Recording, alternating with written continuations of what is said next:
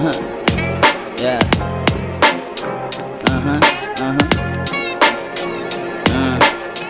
Yeah. Yeah. Saan na di nila.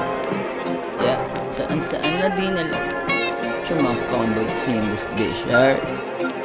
Saan na di nala ng mga pagtataka at mga pangangamba. Kung buhay ko paano nga pag walang magsasalba? Paano ba makakaahon? Paano sumabay sa agos nang hindi nawawala?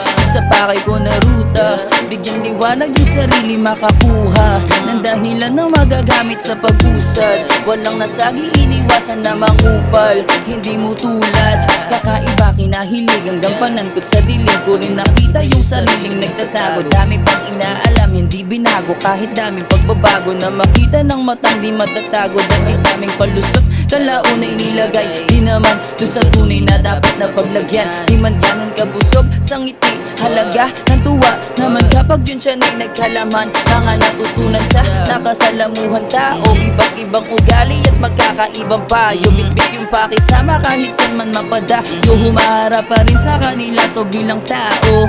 Ang kaso, kapag bumbunan ay sarado, delikado. Kaya mag-ingat sa pagpili ng espasyo. Nasisilungan baka pa kay mas lumayo. Damay sa paso, palalimin pa yung gigil dun sa gusto pang makuha. At kuhanin mo ay baong ang bubusugin ay utak. Bitbitin hanggang sarili ay kaya mo nang itulak. Tuktungan mga gusto pero dapat paasa lupa. Di kinain ng sistema, sarili ay kilala ko. Kahit nakapikit panis pa rin mga nagdudang sa bakurang ko ay pilit dumudungaw para lamang punahin pa yung hindi na dapat pang panghimasukan. Sarili tapikin kapag hindi mo na gusto ginagawa, tila hirap ding sagutin. No.